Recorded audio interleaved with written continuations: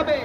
সরকারের প্রতি আমরা আহ্বান জানাই, অবিলম্বে আপিল করে এই আদেশ প্রত্যাহারের উদ্যোগ গ্রহণ করার জন্য আমরা অনুরোধ জানাচ্ছি। একই সাথে আমরা বলতে চাই, এই মামলার আপিল যদি হয়, যদি এই আদেশ উঠেও যায়, কিন্তু কয়েকদিন পর কিছু ছাত্রান্বেষী মহলের স্বার্থে এই গাড়িগুলোকে সরকার সকল সময় নিবন্ধনের বাইরে রাখার মধ্য দিয়ে এটাকে নিরাপদ করা এবং ৬০ লক্ষ মানুষের রুটি রুটিকে নিরাপদ করা থেকে বেরত থাকে।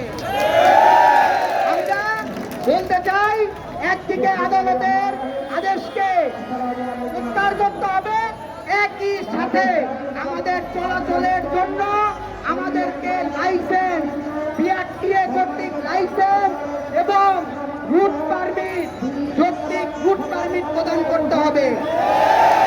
আমাদের যারা ড্রাইভার ভাই আছেন, চালক ভাই আছেন, তাদেরকে ড্রাইভিং লাইসেন্স প্রদান করতে হবে বিআরটিএ থেকে।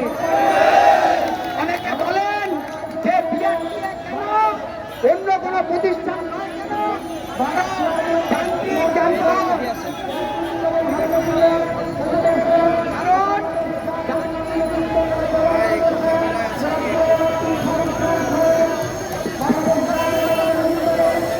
যান্ত্রিক যানবাহন লাইসেন্স দেওয়ার এখতিয়ার একমাত্র সরকারের আইন অনুযায়ী বিআরটিএ কর্তৃপক্ষের। ফলে এই গাড়ি চলাচলের নীতিমালা কি হবে, লাইসেন্স প্রদানের কিভাবে হবে, এইটা বিআরটিএ কর্তৃক ঘোষণা করতে হবে।